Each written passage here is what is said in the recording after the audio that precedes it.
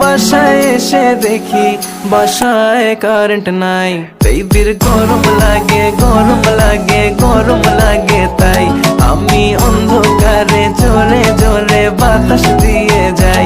বেবির গরম লাগে গরম লাগে গরম লাগে, তাই আমি অন্ধকারে জোরে জোরে বাতাস দিয়ে যাই।